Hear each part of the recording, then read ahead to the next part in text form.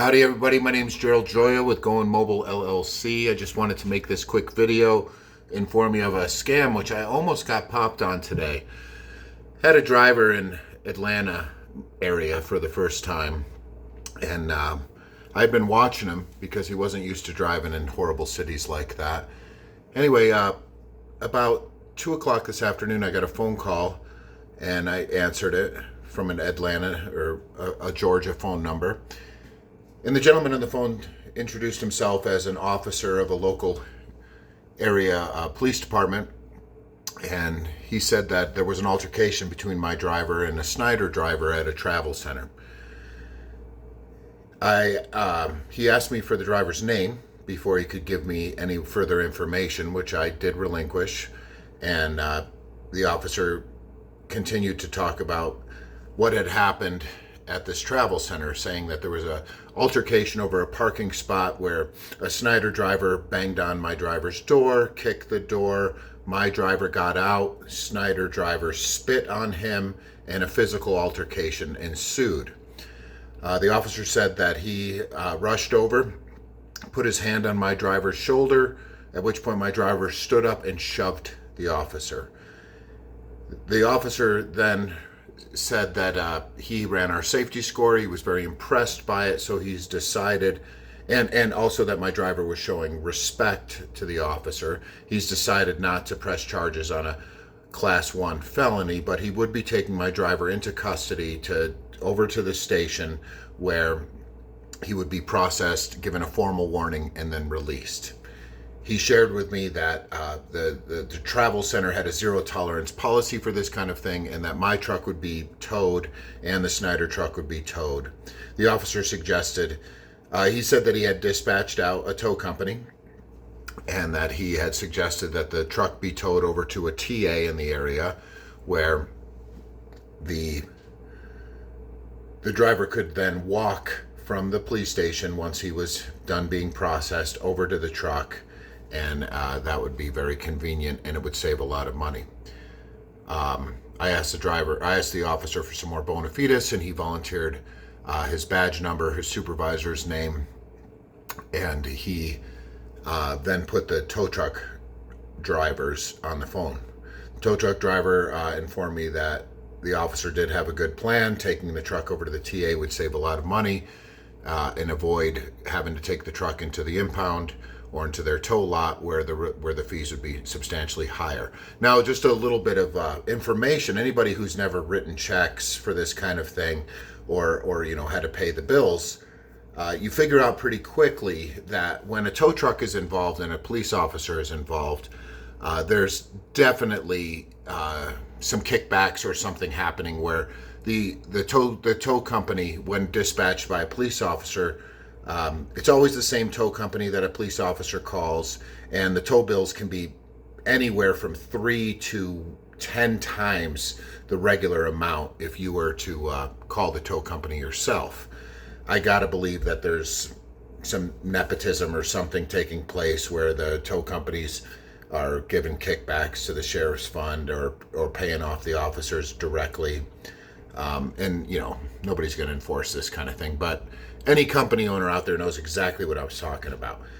So I was in a very difficult situation. I had to quickly make a decision as to whether this was a legitimate thing, and they did do a very good job trying to convince me that this was legitimate. I almost fell for it. And I'm in a very time-sensitive situation because an officer on scene can absolutely order that this thing be taken away and put in impound, where I could, a $750 bill could turn into a $3,000 to $5,000 bill very quickly, even if the truck's only there for a day or two. So I told the tow truck driver, send me an invoice, which he promptly did. And I checked my email, and there was an invoice in there for $745. And I said, okay, I will pay you on a credit card over the phone. He said, oh, well, our credit card system has been down now since the last electrical storm. It's been 4 days. Can you do an EFS or a com check or something? I said, I can. However, that's the same thing as cash. And without talking with the police officer's supervisor directly, by me making a phone call to the police department or speaking with my driver, I'm not comfortable doing that. And I was inclined to do it. I asked the tow truck guy to allow me 5 minutes to call the phone number on his invoice. And I said, let me call the phone number on your invoice, make sure somebody answers the phone, make sure this is legitimate, and then I will call you right back and issue payment. Can you give me 5 minutes? And he agreed. He would give me 5 minutes. He asked me not to take any longer than that, or the officer was probably going to make him take the truck to impound. I hung up the phone with him. I called my driver. Thank God my driver answered the phone. Thank God. He answered the phone immediately, and I said, have you gotten arrested? And he said, he had just woken up. He was a little disoriented. He said, I don't know what you're talking about. I said, you didn't talk to any police officer tonight. You did not get in a fight. He said, no, I have no idea what you're talking about. I said, stay by your phone. I'm going to call you back. I hung up the phone with him. I called back the quote-unquote tow truck driver, and I said, I can't get a hold of anybody at your office, and I can't get a hold of Brian. I really need to talk to somebody. I need a little bit more bona fides before I can send $750 in cash. I asked the tow truck driver, can you please just take a 2-second video of your tow truck next to my truck, like putting it on the hook? And I could tell he was a little hesitant, but he agreed. At which point I hung up the phone and I called Brian. I said, Brian, my driver, is there a tow truck out the window? He said, I'm in the middle of nowhere. I'm in my underwear. I said, just peek out the curtains and see. And he said, no, there's nobody out there. I said, all right, well, if a tow truck comes by, get pictures of it, because it's probably the guys trying to run this scam. Not only will they steal a truck, but they'll get away with $750 on top of it, if not more. Brian agreed. And anyway, to make a long story short, I haven't done anything about it. The people I've shared the story with are really encouraging me to call the local police department so they can investigate it. I'm not going to waste my time with that. We both know nobody's going to investigate anything.